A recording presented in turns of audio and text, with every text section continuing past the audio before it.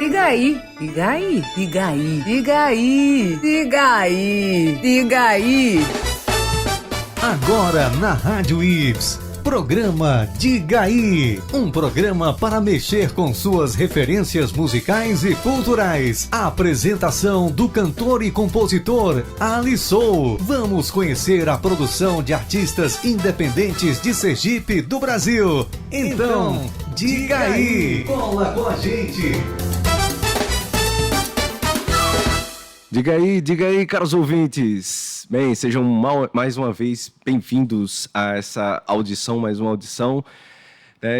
Mais um convidado que já apresentarei, uma convidada que temos aqui hoje, certo? Essa voz que vos fala, que vocês escutam aqui é de Alisson, certo? E a gente está aqui com o nosso compromisso, né, nessa temporada do programa Diga Aí, que é trazer os artistas sergipanos, né?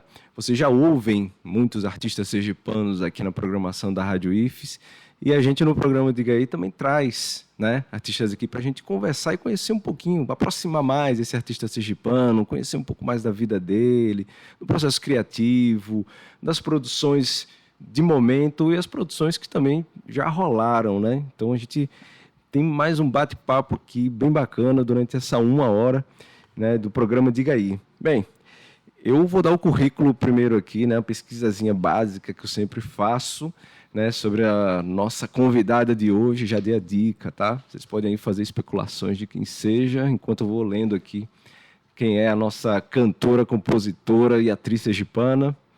Seu trabalho une ritmos da cultura popular nordestina com diferentes vertentes, né, eletrônica, afrofuturismo, né, no formato Sound System.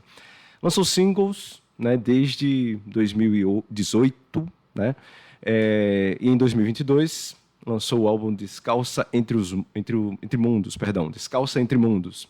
Antes disso, ela lançou também um clipe Banho de Quilombo. Vocês já devem ter assistido, passado aí na TV, ou chegado no seu WhatsApp, enfim, chegou na sua timeline lá no Instagram. E que teve grande repercussão também no YouTube, né, diversas visualizações. Bem, meu povo, estamos aqui com o Jaque Barroso. Quem adivinhou, adivinhou. Quem não adivinhou, não adivinhou. Diga aí, Jaque Barroso. Olá, obrigada, gente, pelo convite. Obrigada, estou muito feliz de estar aqui com vocês. E vamos que vamos, né? Vamos nessa, para esse bate-papo, para essa conversa. Jaque, eu fiz assim uma pequena pesquisa, apresentação, né, curtinha, mas a gente sempre prefere, além, obviamente, a gente faz isso como um protocolo também, né, para a gente conhecer a nossa convidada, mas gostaria que você se apresentasse também. Quem é Jaque Barroso? Ah, rapaz, essa pergunta aí é complexa, viu? A gente só começa assim, gente. Porque Jaque Barroso são várias pessoas em uma, né? Então, vou tentar resumir, assim. Eu sou uma pessoa que... como você mesmo já falou, sou multitalentos, né? Eu sou cantora, compositora, atriz, faço alguns trabalhos de locução também. E eu trago na minha arte um pouco da história, né, do nosso povo, principalmente nosso povo sergipano. E eu busco sempre trazer essa mistura entre cultura popular e eletrônico, né, trazer o antigo e o recente, e misturo também com referências afrofuturistas para enaltecer mesmo a cultura negra, né, a ancestralidade. E o nosso povo, né? O nosso povo nordestino, nosso povo sergipano, nosso povo brasileiro. Você é de onde, já que assim, aqui em Sergipe? Eu sou daqui mesmo, de Aracaju, mas a minha família é de lá de Laranjeiras. Eu cresci desde os 8 anos lá, né? Ia e voltava para Aracaju. Era Laranjeiras, Aracaju e Socorro, né? Fazia a ponte, esses né? três, fazia essa ponte. Então, minha avó, ela sempre fez questão que eu visse os encontros culturais. Era importante para ela. E aí o meu avô, ele morava lá, os meus avós eram separados, né? Então, o meu avô morava lá, e minha bisavó também, meus tios moravam em Laranjeiras, eram de lá, e nascidos lá e moravam lá. E eu sempre ia, né? Todo ano, todo início do ano, eu estava lá no Encontro Cultural de Laranjeiras e no Lambe Sujo, né? Então, eu cresci vendo aquelas manifestações culturais. Tive vivências, né, com vários mestres, né? Do Cacumbi, do São Gonçalo, do Samba de Pareia. E aí eu fui, né, crescendo com essas pessoas e foi crescendo dentro de mim essa vontade de falar do nosso povo, né, da nossa história. A minha família também Eu tenho família lá ali Penedo, sabe? Alagoas, no caso, né? Alagoas, que minha família tinha um samba de coco lá. Só que quando eu nasci, esse samba de coco já tinha acabado. Só tinha a minha tia-avó, que ainda falava sobre, mas ela não brincava mais. E aí eu fui conhecendo isso através dos meus avós, que foram me contando as histórias. À medida que eu ia me aproximando de Laranjeiras, eu fui descobrindo a minha história, né? E descobri que meu avô cantava também. E toda essa trajetória. Então, assim, eu digo que eu sou uma cidadã aracajuana, mas eu sou de Laranjeiras, eu sou laranjeirense também. Eu sou essa mistura, né? Eu não sou de Laranjeiras, mas eu cresci muito em Laranjeiras, conheço muitas coisas de lá. Já que eu fiquei curioso numa questão que você falou, né? Que você falou dessas pontes aí que você fazia, né? No encontro com seus avós e dessa participação essa sua imersão mesmo, né? Participação direta mesmo na vida cultural mesmo, né? De Laranjeiras, encontro cultural, a vivência com seus avós, tal, etc. Como é que era para a criança Jaque, já que você falou que em torno de 8 anos, tal, né? Você foi para alguns encontros culturais. Como é que era essa visão? Como é que era Laranjeiras na visão da criança Jaque? Como essa cultura popular, essa percepção toda? Porque pelo que você falou, né? Foi gradativo, né? Você ia para os encontros, né? Mais por um vínculo familiar, e depois que você foi conhecendo, descobrindo que meu avô, né, canta, tem um grupo cultural, eu fui descobrindo como é que era essa visão para a criança Jaque, dentro dessa riqueza cultural. Nossa, era como se fosse um mundo mágico, sabe? E foi isso também que eu quis trazer no clipe, né? Do Banho de Quilombo. Quem não assistiu, que é bem colorido assistir. Também, isso. assim, é muito vivo, muito luz. Isso, é trazer esse universo mágico. Que ali, eu não falei isso, é importante até falar, né? Nem todo mundo sabe, mas é como se fosse a minha visão também de quando eu era criança, como eu via todo aquele universo, né? Não tinha como colocar uma criança no clipe, a gente até tentou no primeiro roteiro, não deu certo. Mas, assim, para mim, era como se eu estivesse em outro universo. É como se eu saísse do meu universo, né, do mundo normal, e fosse para um mundo mágico. E o mundo mágico era o mundo mágico da cultura popular, que eu acho que é isso mesmo, sabe? Era como se eu passasse por um portal. Eu via aquelas mulheres. Eu tenho lembranças de quando eu era criança, porque minha bisavó, ela morava numa rua, eu não vou lembrar o nome da rua agora, mas ela morava numa rua que o samba de pareia passava por ali, no cortejo. Não só o samba de pareia, como outros grupos também. O Lambe Sujo também passa ali na frente. E aí eu me lembro de quando eu era criança, que minha bisavó e minha avó falavam: vem, corre, que vai passar agora o samba de pareia, vem pra frente. E até eu fiz uma música com Alex Santana, né? Que eu falo sobre isso. Isso. Menina, corre na porta pra ver. Menina, corre na porta, vem cá. Olha o samba de pareia tá passando, as meninas sambando com os seus tamancos. Menina, corre na porta, vem cá. Era falando sobre isso, que lindo. Porque me lembrou, sabe, todo esse universo. E aí, quando o Alex chegou com essa música da distância, da saudade, da dor da saudade, eu só lembrava da minha bisavó, né? Que minha bisavó faleceu, né? E quando eu fiz essa música, foi no ano que ela faleceu. Então, assim, tudo isso me lembrava Laranjeiras e a saudade que eu tinha de quando eu era criança e via tudo aquilo, né? Porque eu vou para Laranjeiras até hoje. Para mim eu vou todo ano, eu só não vou quando eu estou viajando. Às vezes eu estou em turnê também, aí não rola de ir. Mas se eu estiver aqui, não tiver com nenhum compromisso do axé, nem viajando, eu vou para Laranjeiras, que já é o ponto certo. Então, assim, voltando a falar disso, para mim era um universo mágico, sabe? Eu via aquilo como grande, como gigante, assim. Quando eu via aquelas mulheres sambando, eu conheci Dona Nadia assim, né? Dona Nadia era bem mais nova, né? Mas a energia continua a mesma, né? Serelepe. Então, assim, eu achava aquilo incrível. E era engraçado porque na escola, com os meus colegas, né, da vizinhança, ninguém conhecia a cultura popular, ninguém falava sobre isso, ninguém, sabe? E para mim era muito estranho, porque eu chegava cantando coco, cantando os sambas, e ninguém sabia. Eu falava: que negócio estranho, esse negócio não é negócio de velho, não. Eu digo: não, gente, vocês precisam conhecer. E assim, eu cresci com isso, né? Que eu sempre tinha que ir lá, atravessar o portal, para poder ver isso. E sempre me encantou, assim, sempre fiquei muito encantada e apaixonada por cultura popular. Já que você falou aí sobre o clipe, né? Do clipe da música Banho de Quilombo. Sim. Que realmente, assim, toda vez que eu assisto, sempre me passa, assim, uma coisa muito bonita, muito positiva, uma energia, assim, de reforço da identidade mesmo, né?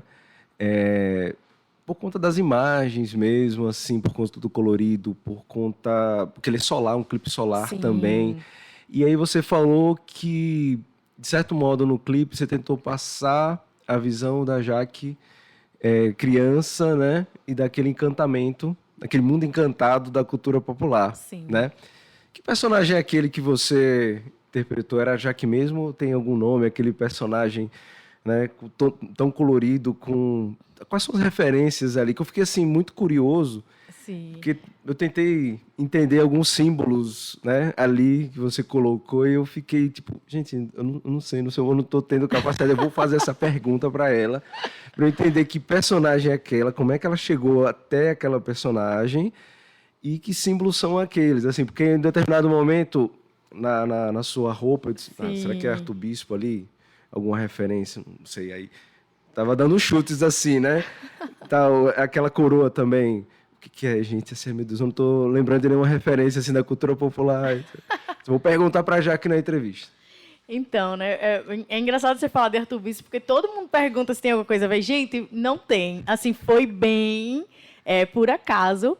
Talvez referências na minha cabeça, né, tenham vindo inconscientemente, mas não foi diretamente. Eu fico feliz quando relacionam a ele, porque, né, sou fã de Arthur Bispo, mas não foi, gente, não foi. O que acontece? Aquele personagem ali, eu criei, né, da minha cabecinha mesmo, como se fosse a Jaque e, ao mesmo tempo, como se fosse uma pessoa que estivesse em busca da sua ancestralidade. Então, ela vai ao encontro dessa ancestralidade e aí ela passa por esse portal, né, e entra nesse mundo mágico da cultura popular. Então, os mestres, ela encontra, né, no caminho vários mestres de cultura popular e cada um deles faz com que ela vá se aproximando do seu elo com a ancestralidade. Porque eu quero mostrar no clipe, assim, eu vou entrar nessa parte para você poder entender e o público também entender.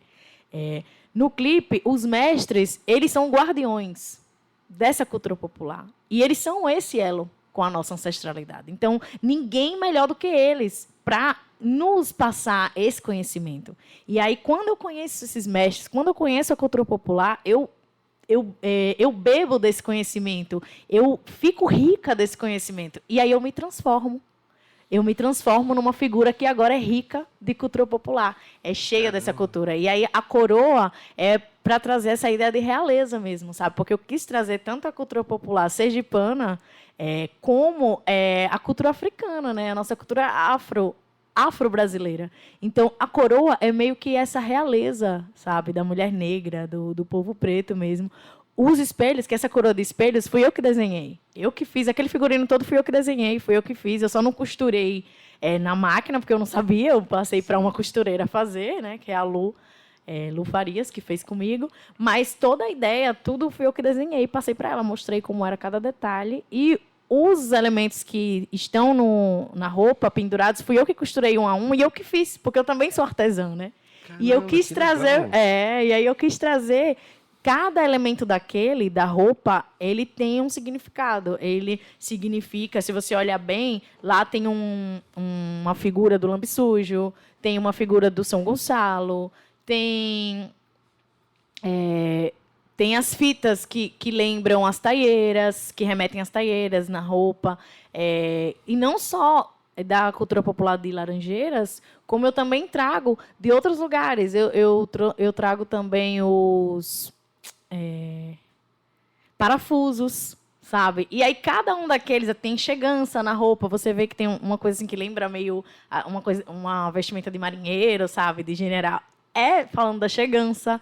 E tem as fitas do reisado. Então, assim, é toda uma mistura. E de um lado da roupa também tem elementos do nosso mercado de artesanato. Sim. Que é justamente para falar do Nordeste. Então, assim, naquela roupa é falar assim da nossa cultura sergipana. em especial sergipana, mas é sergipana e afro-brasileira, entendeu? Então, assim, aquela figura que eu criei é como se fosse a Jaque, que se encontrou com a sua ancestralidade, mas também é uma pessoa qualquer que vai em busca da sua ancestralidade. E ela encontra isso junto com os mestres da Mussuca e de Laranjeiras. Tanto que a música fala, se você soubesse o valor que a Mussuca tem, Sim. se você soubesse o valor que a nossa ancestralidade afro-brasileira, negra tem, você tomava um banho de quilombo, que a Mussuca é um quilombo, Sim. e virava a Mussuca também. E virava toda essa história também. É isso que eu quero dizer com a música e com o clipe. Eu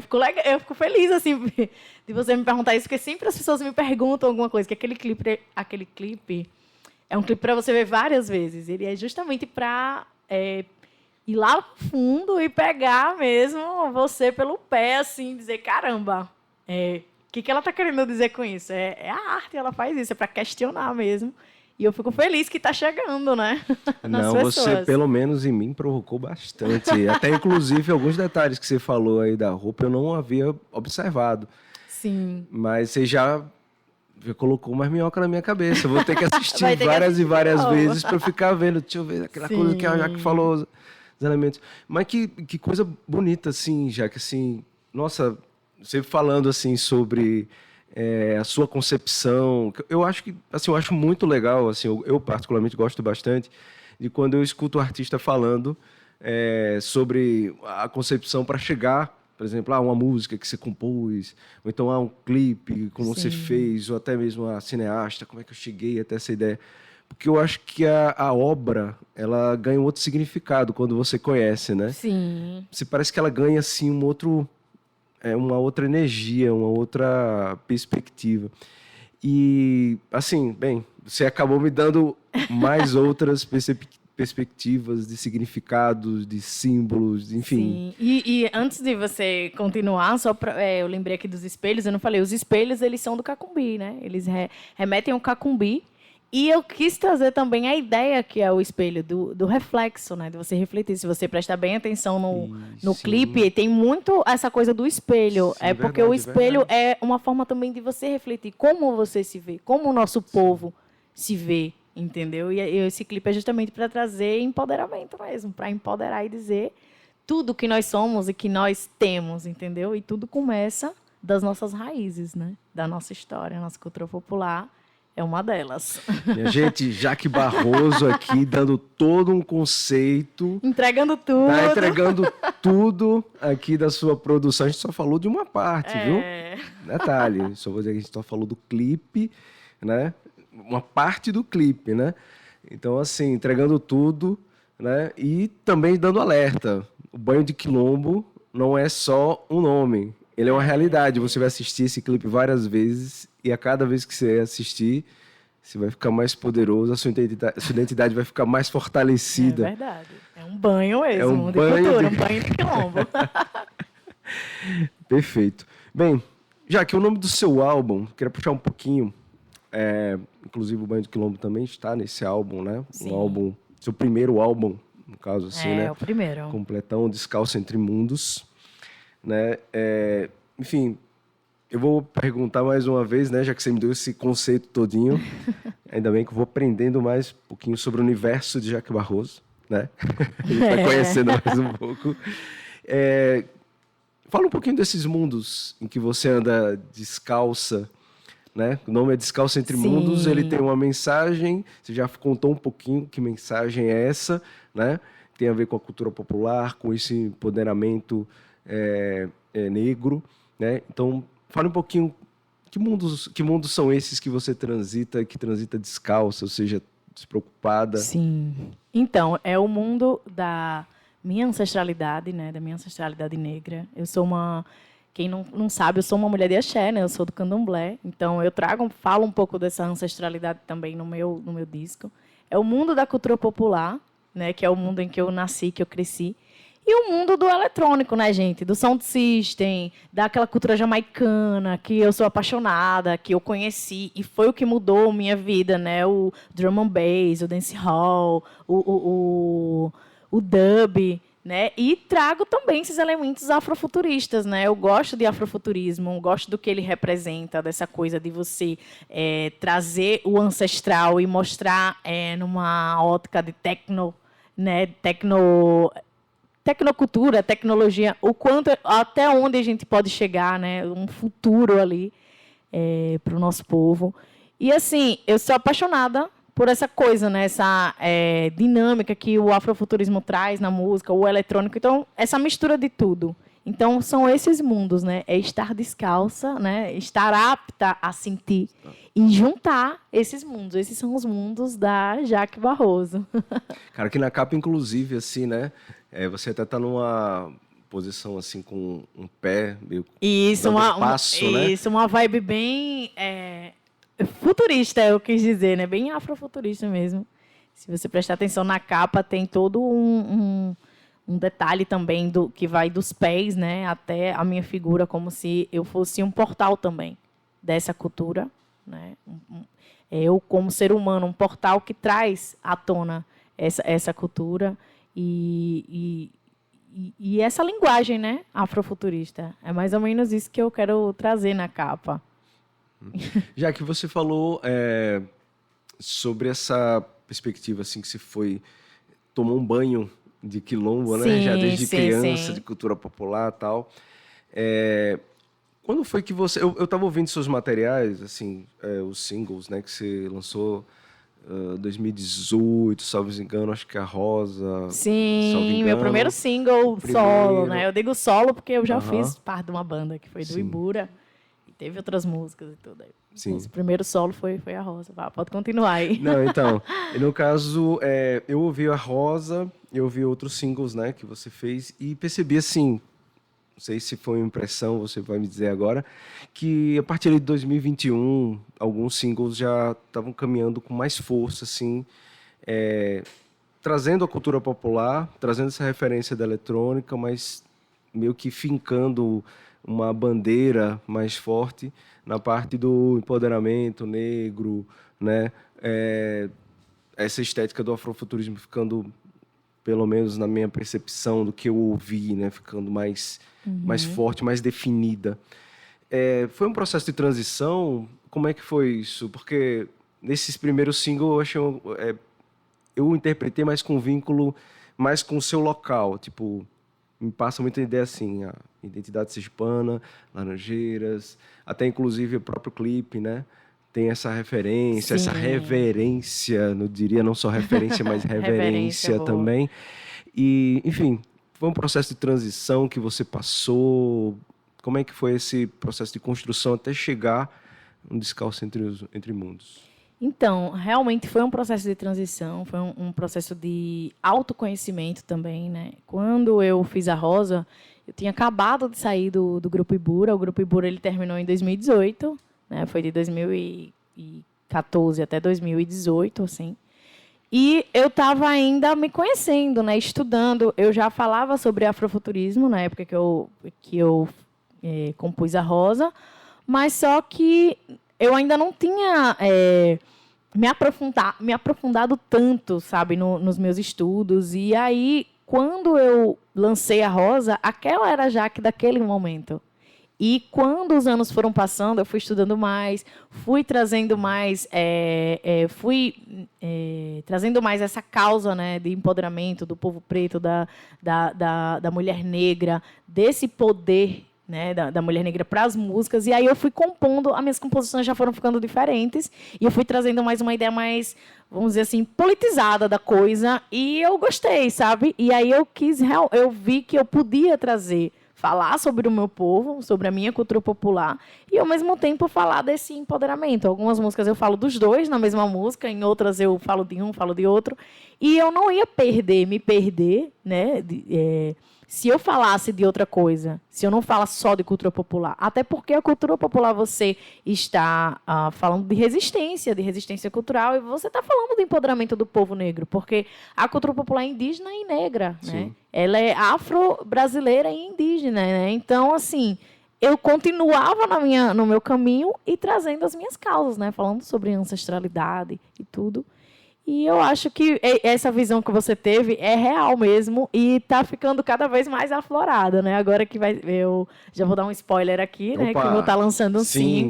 um single novo aí com uma cantora de São Paulo. Inclusive hoje, no dia 22. Hoje, dia 22 de julho, né? Quem estiver escutando agora já pode ir lá no Spotify, nas plataformas digitais e ouvir.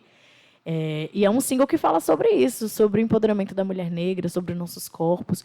E a gente fez a favor, né? A favor, que eu quero dizer, a gente fez em homenagem ao Dia da Mulher Negra Latino-Americana e Caribenha, que é agora, dia 25 de julho. Né? E é por isso que o julho é conhecido Julho das Pretas. Sim. E aí a música fala sobre isso, né? Sou preta sim, cabelo black, sou preta sim, ideia cheque. A música já começa desse jeito, é um pagotrap. Misturei com grime, com hip hop.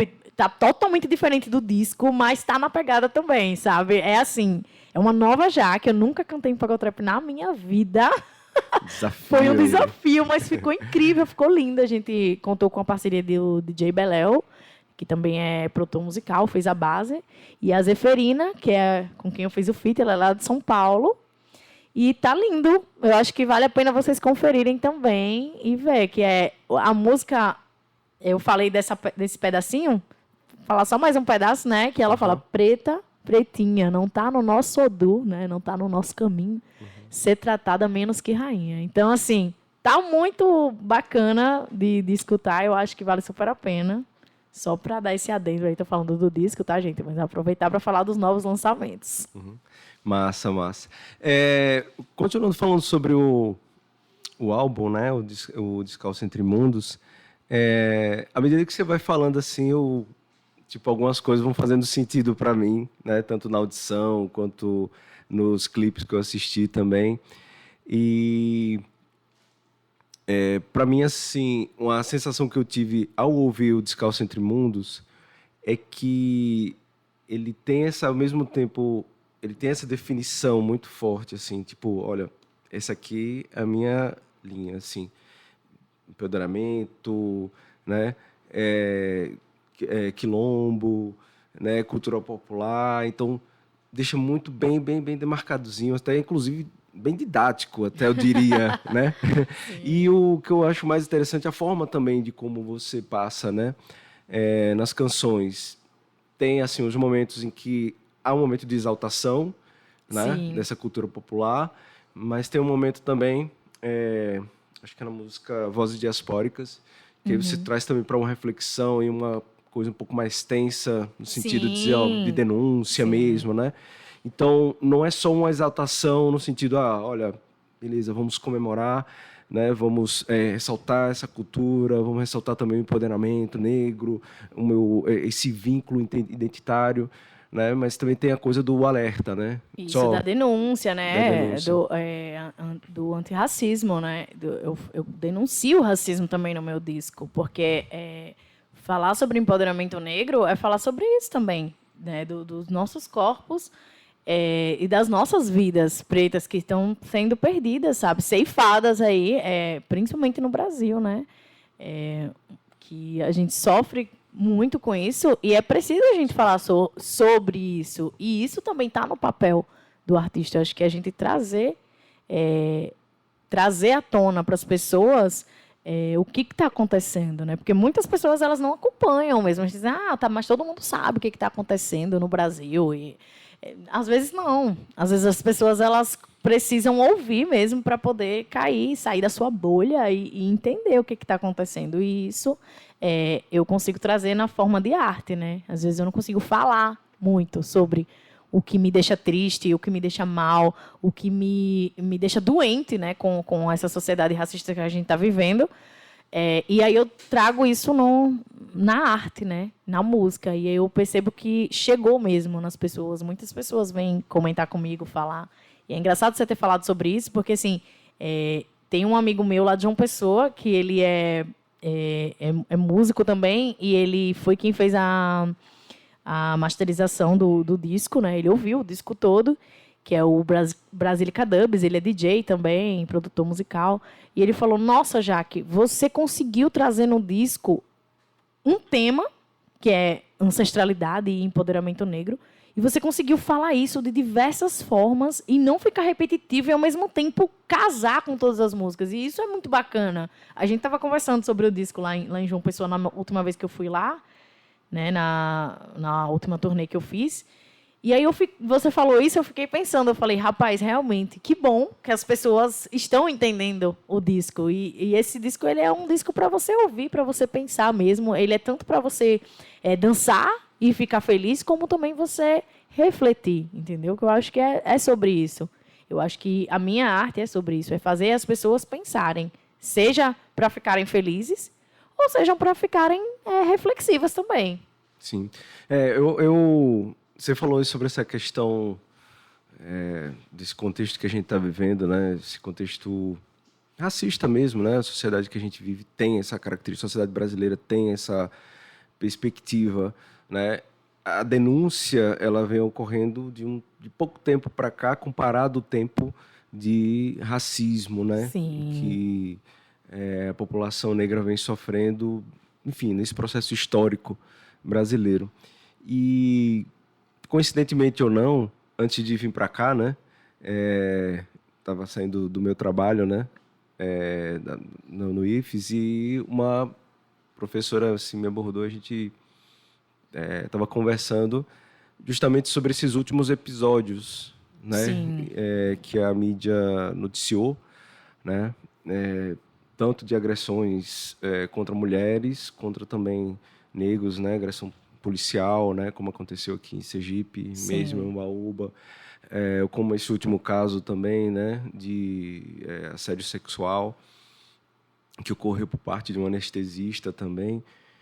E a gente estava conversando, ela estava muito revoltada, assim, né? Falando assim, com medo mesmo, dizia assim, nossa... Aí eu disse para ela, ó, colega, o que a gente não pode deixar é naturalizar essas questões, porque os discursos que a gente tem ouvido de algumas partes, né? Trazem muito essa ideia dessa naturalização e a banalização da violência, né? É como se a gente estivesse elegendo quem pode sofrer a violência e quem não pode sofrer a violência. E a gente sabe quem é que as pessoas vão dizer que podem, né? Exatamente. A gente sabe muito bem. E quando esses discursos aparecem, fica muito assim, na cara, tipo assim, gente, que não precisa nem nomear, já está pronto, a gente não precisa fazer muito esforço. É racismo, é machismo, e essa violência está direcionada, né, para essas populações, né, gênero, né, na raça. Sim. É muito claro, muito assim. E essa clareza, assim, acho que tem dois vieses, assim, não sei o que você acha disso. Eu queria até ouvir você falar um pouquinho sobre isso. Parece que a ideia é justamente de, tipo assim, não, a gente vai mostrar exatamente assim, essa crueza, mas para quê? Para que meio que no discurso apaziguar isso, estou falando assim, uma parte, né? Tem uma perspectiva política, ideológica, tal, que todos vocês já sabem. E passa essa ideia de naturalização, tipo assim, vamos expor a crueza, o racismo, a discriminação, a violência, e vamos banalizar essa violência, então dizer que está tudo bem, mas o problema é porque eles estavam em um local que não podia. O problema é que ela estava num local que não podia. Então, o problema é da vítima. Sim. Nunca é de quem comete a violência. Não, no Brasil isso tipo, chega a ser absurdo, entendeu? E assim, é justamente isso que você está falando. Às vezes, a própria mídia também, às vezes, peca muito em como fala, porque eu sou uma pessoa que eu gosto de observar detalhes, assim, das palavras, entendeu? Quando se trata de uma pessoa negra, o bandido fez isso, aquilo. Quando se trata de uma pessoa não negra, né, eu não gosto nem de falar branco, porque é bem complicado, mas assim, quando se trata de uma pessoa não negra, o cidadão fez um furto, entendeu? Você vê até pela forma com que as pessoas falam. Quando a polícia chega num lugar para abordar uma pessoa negra, eu fico muito doente quando eu vejo essas coisas. Às vezes eu dou até uma pausa de rede social, porque eu fico muito perplexa, assim, eu fico com muita raiva, sabe, dentro de mim. Mas é isso, eu já vi vários vídeos de policial já chegar atirando nas pessoas só porque elas eram negras, entendeu? Simples pelo fato Ou da abordando cor da pele, também. abordando só pelo fato da cor de pele da pessoa, entendeu? Não tinha nada, então, pessoas serem presas, né, por um crime que não cometeram, simplesmente porque eram negras e estavam ali próximos. A gente está vendo vários casos, né, de pessoas que têm a prova de que não foi ela, que ela não estava naquele local, mas a polícia pegou e levou. Como a gente já viu casos de pessoas brancas xingando o policial, falando, e os policiais tratando de uma maneira assim bem tranquila, calma, senhor, vamos conversar. Que eu tenho certeza que se fosse uma pessoa negra, não seria daquele jeito, entendeu? Tá aí esse caso de Umbaúba, né, que até hoje os policiais não foram presos, não foram... estão impunes. Foram afastados, ok, mas e aí? O que vai acontecer? Mundial, numa E eles repercussão colocaram 100, mundial. 100 anos de sigilo. Então, e isso é um absurdo, gente, porque fica a mensagem da impunidade, de que não vai dar em nada, de que as pessoas já estão acostumadas a fazer isso. Isso é um dos viés, né, do racismo, de que as pessoas elas vão tentar colocar panos quentes para acalmar aquela situação naquele momento e não vai dar em nada. E realmente não dá em nada se a gente não se mobilizar, se a gente não fizer. A gente precisa fazer alguma coisa, porque eu costumo dizer assim, que o meu povo ele já vem sofrendo há muitos séculos, entendeu? Há muito tempo. E principalmente nesse país. E a gente não pode deixar de lutar, se dar por vencido por causa do racismo estrutural que já está impregnado na nossa sociedade. A gente tem que fazer as pessoas pensarem, falar sobre isso e incomodar para que isso seja mudado, para que isso seja modificado, entendeu? Porque às vezes tem pessoas que sofrem racismo, né, no local de trabalho, ou na rua, em casa, na vizinhança, e nem sabem que estão sofrendo. Porque, não, isso acontece, é normal. Gente, não é normal. É chegar e dizer, não é normal. Aí tem pessoas que não gostam nem de sair comigo. Eu não gosto de sair com o Jaque, porque tudo para ela é uma questão, tudo para ela é racista. Eu olho, porque às vezes, né, uma conversa, eu não tenho paciência. Eu não sou mal educada, mas eu também sei os meus limites, né? E só para dar um exemplo assim, né, fugindo um pouco do assunto de música, mas trazendo... porque quando eu compus essa música do Vozes Diaspóricas, foi pensando nisso, em tudo que eu passei, em tudo que pessoas que eu já vi passaram, com todas as violências que eu vi, né? Eu fiz essa música, eu estava em São Paulo quando eu escrevi essa música. E aí, um dia eu estava com um amigo meu, aqui em Aracaju mesmo, numa loja de construção. Ele estava me ajudando a escolher, eu estava reformando minha casa e ele estava me ajudando a escolher, que ele era designer, né? Ele trabalhava com isso, com esse design de interiores, e ele estava me ajudando. E ele era negro retinto. E aí estavam nós dois conversando, eu estava de calça e de percata, assim, e ele estava de bermuda e de chinelo, e uma blusinha, assim. Aí a gente estava conversando, ele me mostrando, olha, Jaco, acho que você poderia usar o azulejo tal para fazer isso. Aí a gente conversando, aí chegou uma senhora branca, assim, acho que, não sei, 59 anos, 60, por aí, não sei, bem vestida, bem arrumada, bem classuda, assim, vamos dizer, né? Acompanhada com um rapaz, e aí chegou e chegou questionando a gente, bem assim, aonde é o setor não sei o que lá, como que a gente trabalhasse lá?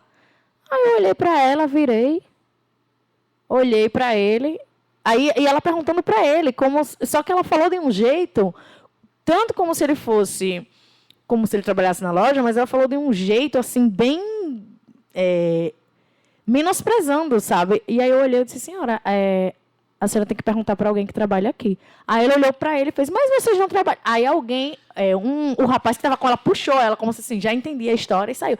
Aí eu já ia falar, né? Eu respirei fundo, e como o rapaz puxou ela, levou. Eu falei, mas é muita...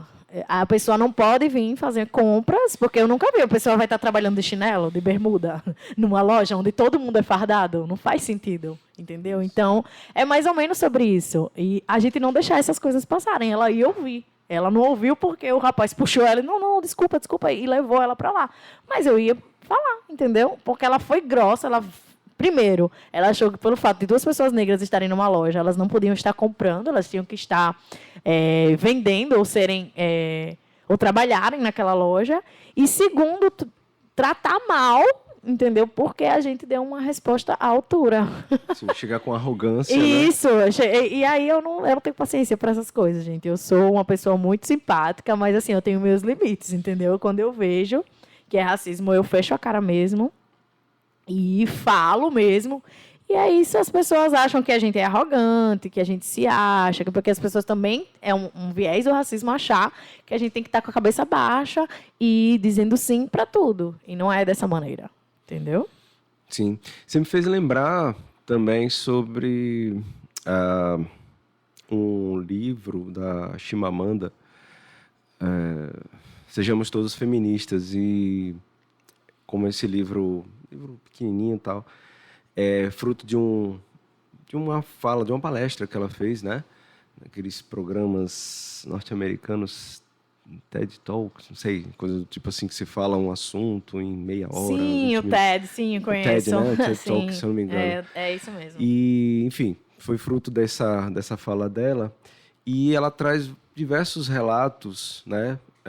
Se eu não me engano, um deles, que ela diz que descobre o racismo quando ela sai da Nigéria e ela vai para os Estados Unidos, que ela começa a ter contato na escola, tal, que ela começa a perceber, né, por conta desse contato, né, com que outras crianças brancas, tal, etc, que ela começa a entender, tipo assim, que ela entende que ela é negra, mas negra, essa descoberta no pior sentido, né? Sim. E você estava falando desse caso que aconteceu contigo, e ela também conta, já puxando um pouco por o gênero também, né? Sobre alguns exemplos, né? Ela, inclusive, com um amigo dela, discutindo, e o cara dizendo mais ou menos isso que você estava comentando, sim, né? sim. Ela dizendo, mas exagero, isso, não, as mulheres antes, mas hoje, né? Tem mais, tal, e ela, não, tal. E ela traz essa observação dela, só um exemplozinho bem rápido que ela coloca, que ela estava no carro, saindo com um amigo, né, para se divertir, e quando chegou num local, né, acho que era, não lembro se era num bar, não sei exatamente, não lembro exatamente aqui.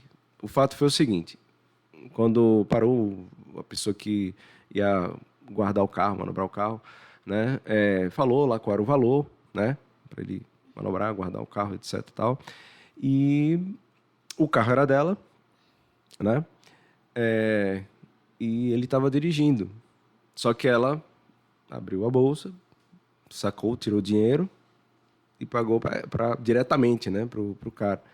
E aí ele recebeu o dinheiro, olhou pro cara que estava dirigindo e agradeceu a ele.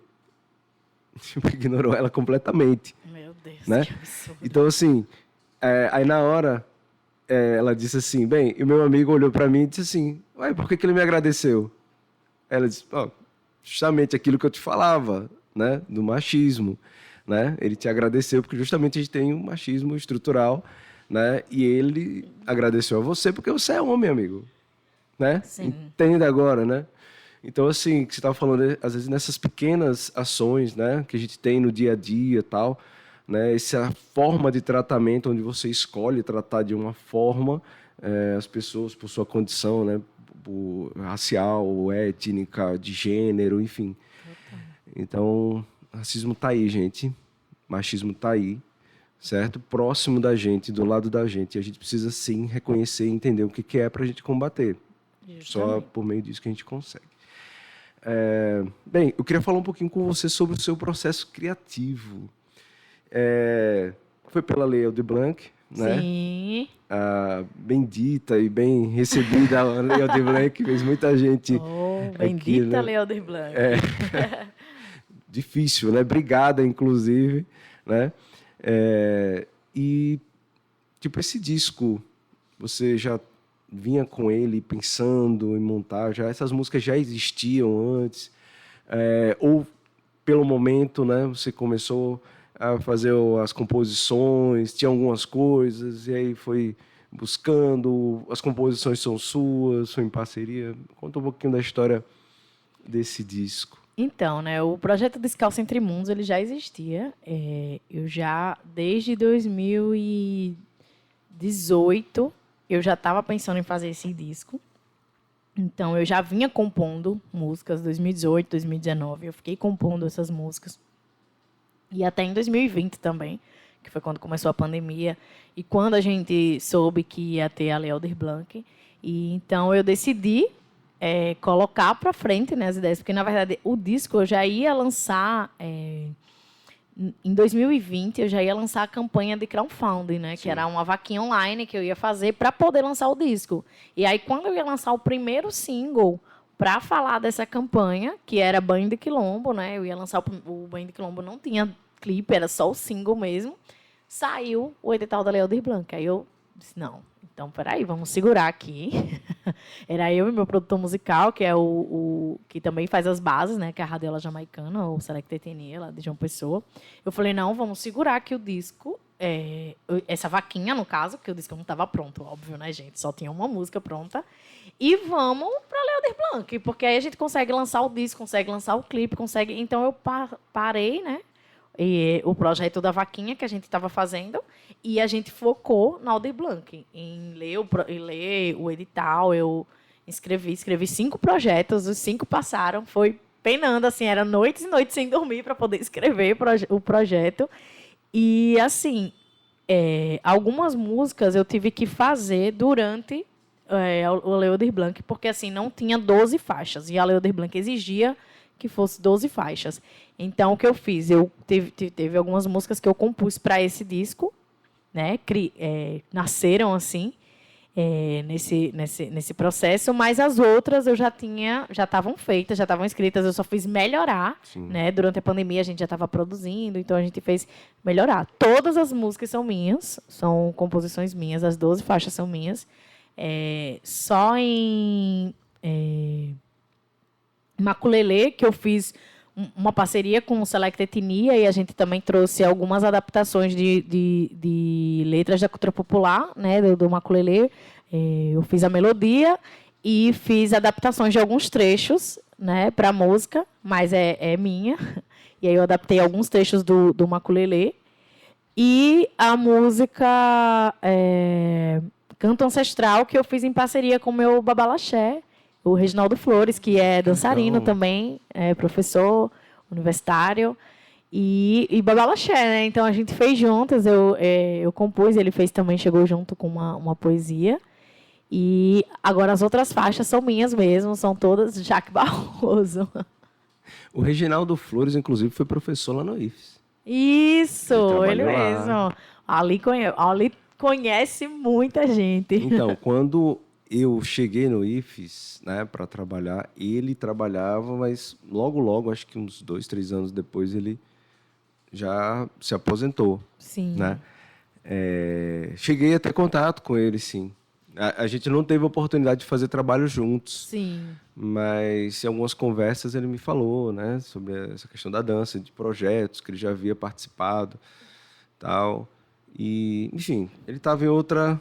vários trabalhos. Vibe, Aquele né? Era conhecido como Conga. As pessoas conheciam ele como Conga. Não sabia. E aí Esse aí ele me falou. Desde lá Salvador e tudo. Mestre Conga. Quando você escutar esse nome, você já sabe que é falando dele.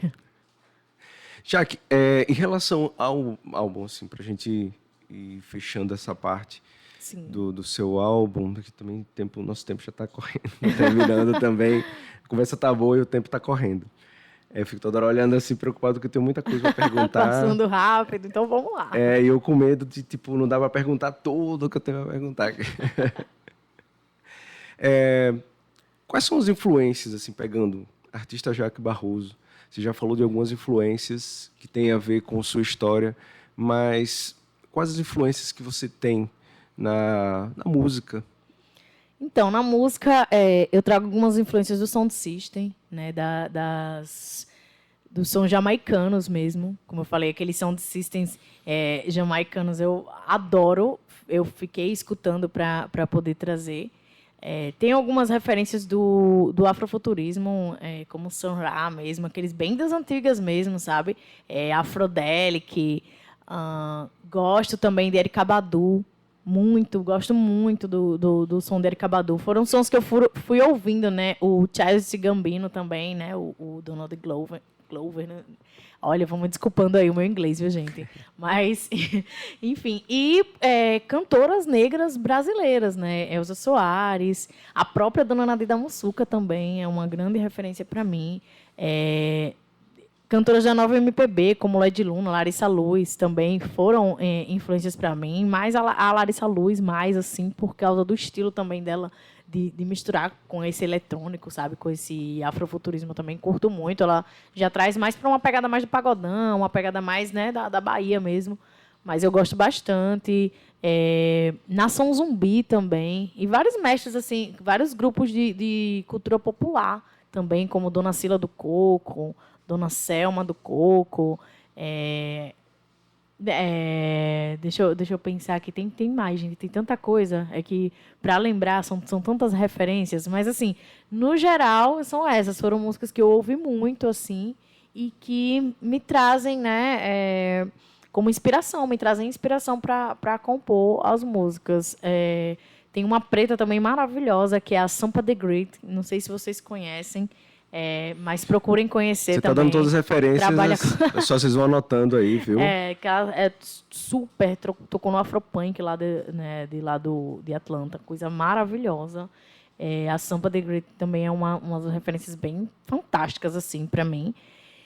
E deixa eu ver mais. Gente, tem um monte. Se eu puxar aqui, vai sair um monte, mas assim, que eu consigo me lembrar agora são esses. É ótimo.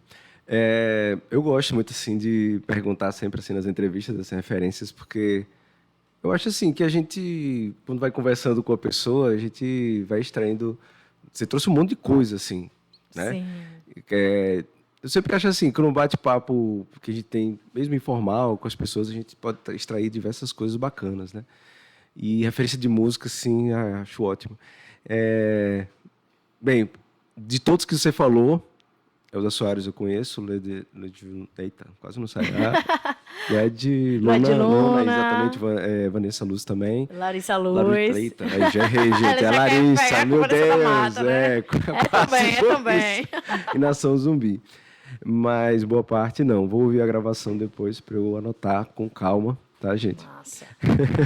É bom. Bem, Jaque, a gente já está caminhando um pouquinho para o final. Eu acho que vai dar tempo de eu fazer todas as perguntas. E uma das perguntas que eu queria fazer mais por curiosidade, dentro ainda desse processo criativo, como é que funciona o seu processo criativo? Que você falou aí que você tem essa parceria, né, com o Select Etnia, radióloga jamaicana, e você falou, eu fui produzindo a melodia, né, ele produz os beats e tal. Como é que é o seu processo criativo? Assim, como é que você compõe? Então, eu tinha um processo criativo antes do disco, né, que era assim, a música vinha na minha cabeça, eu anotava ela no papel e gravava, né, o áudio para eu não esquecer, porque ela já vinha com a melodia, já vinha completa. Geralmente era assim que eu compunha, alguma coisa que acontecia comigo, assim, que me marcava, e eu queria falar sobre aquilo. E aí a música vinha já com a melodia e eu ia escrevendo. Foi assim que eu fiz a Rosa, foi assim que eu fiz outras músicas e as músicas do disco. São canções que eu vou escrevendo e aí, quando aparece a oportunidade de botar elas para frente, eu coloco. Só que aí, depois do disco, né, durante o disco, eu aprendi a compor de um jeito que eu acho que está sendo bem mais fácil, que é eu escutar a música, a base digital, né, a base que já vem ali naquela pegada bem dub, ou raga, sabe, trap, o que for. Que vem, para mim é bem mais fácil, porque eu tenho essa proximidade com a percussão, né? Eu nunca fui muito boa de compor já diretamente com a harmonia, né? Com violão, com guitarra. Sim. Eu sempre tive mais dificuldade, por incrível que pareça. As pessoas, geralmente as pessoas não conseguem sem harmonia. Você consegue colocar o tom sem harmonia, gente, isso é muito diferente. Porque foi a minha vivência, foi cultura popular, né, gente? Não tinha guitarra, não tinha violão.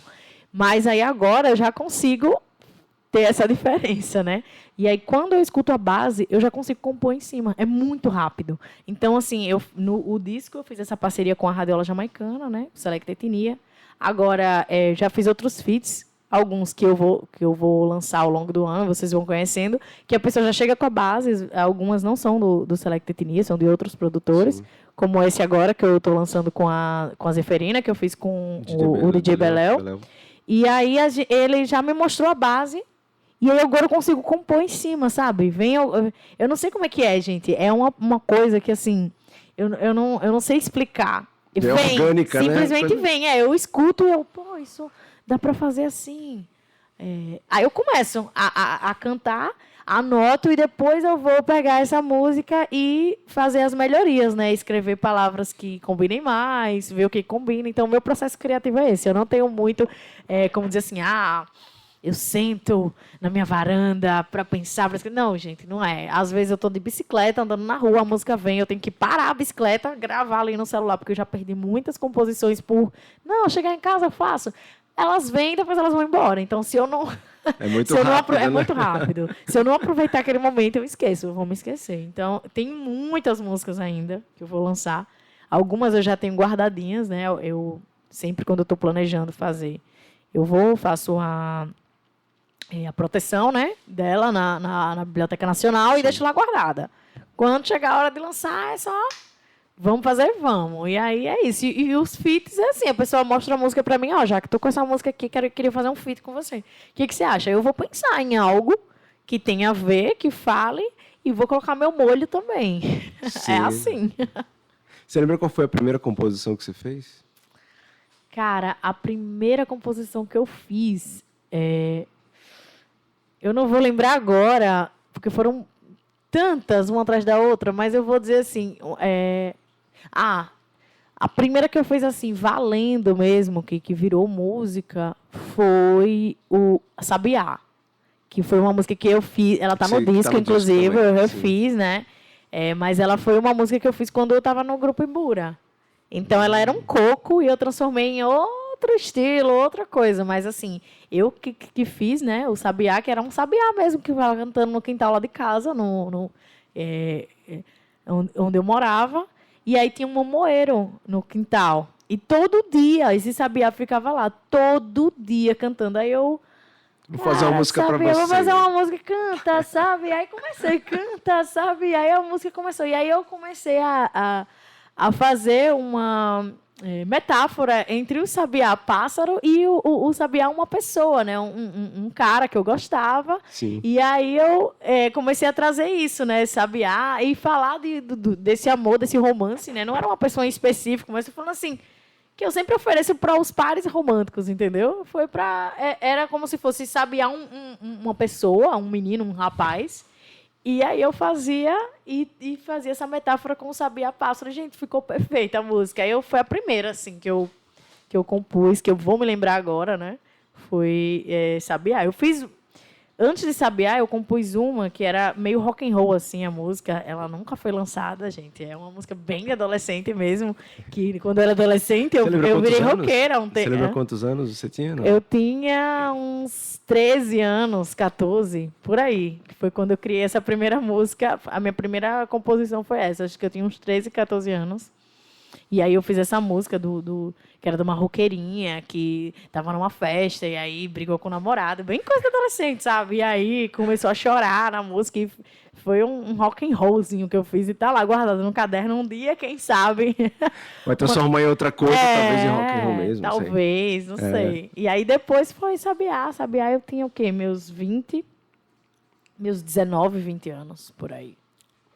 Ok, minha gente, estamos aqui com o Jaque Barroso, né, tendo esse bate-papo bacana. Já estamos caminhando para os finalmente, para o final, né, da nossa entrevista, né? Gente, foi tanta coisa que a gente falou aqui que, nossa, eu estou me sentindo, acho que eu vou processar ainda essa entrevista, né, quando eu chegar em casa, amanhã, no final de semana, porque foi muita informação, mas informação bacana, cara, produtiva. Que bom, já que você está aqui. Obrigada pelo convite, poder Foi falar um legal. pouco também, né, da minha história. Isso é bom, compartilhar isso com as pessoas. Bem bacana. Bem, Jaque, a gente está chegando ao final. Você falou, só lembrando mais uma vez, hoje, dia 22, single da Jaque Barroso, já está disponível aí para vocês catarem nas plataformas de áudio, Isso que vocês têm acesso, qualquer uma dessas todas Preta aí. de Respeito, o nome da música. Preta de Respeito, né? Ouçam, né? Produção sergipana, Isso tá? mesmo. não é só porque é produção sergipana, mas também com qualidade. Sergipana e paulista também, Paulista foi uma também, mistura. exatamente, porque tem um feat aí, né? É o feat, Exatamente, vamos dar, né? O crédito também é importante. Mas o produtor é daqui, é de Sergipe. E uma das compositoras é daqui também. Então vamos dizer que é mais sergipano, né? Tá pesando mais para um lado, né? Tá pesando mais para Sergipe do que para São Paulo. Beleza, Jaque, agradecer a você por ter aceito o convite, por ter vindo aqui conversar com a gente no Diga Aí. E nesse final, queria que você falasse um pouquinho, né, onde é que as pessoas podem encontrar, né? Você já deu algumas dicas aí de alguns caminhos, mas quero assistir o clipe da Jaque, eu quero ouvir a música da Jaque. Fala aí onde é que pode encontrar você. Então, gente, me achem, me encontrem nas redes sociais, né? Primeiro me sigam aí no Instagram, @JaqueBarroso, Jaque com QE, certo? Vai lá no YouTube também, Jaque Barroso, tá lá meu clipe, os meus clipes, as minhas parcerias estão lá. E também nas plataformas digitais, no Spotify, no Deezer, no YouTube Music, no Apple Music, e em todas as plataformas, gente, vocês vão me encontrar. Então, de preferência aí, as redes que eu mais uso, né, que eu mais falo, é o Instagram, o Spotify e o YouTube. Mas eu também tenho o Facebook, tá? Bota lá, onde vocês colocarem Jaque Barroso, vocês vão me achar. Então, assistam o clipe Banho de Quilombo, curtam, compartilhem e escutem a minha nova música, aí, meu novo single, que eu fiz em parceria com a Zeferina, que é o Preta de Respeito. Vocês vão gostar. Show, muito legal.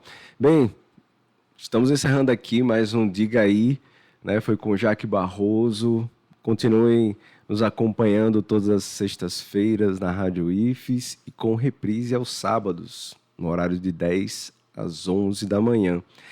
A gente também vai colocar em formato de podcast, né, depois para vocês poderem ouvir com mais calma, em qualquer período, tal, etc. Tá bom? Então é isso, gente. Terminamos aqui mais um programa Diga Aí. É isso. Um abraço e até a próxima.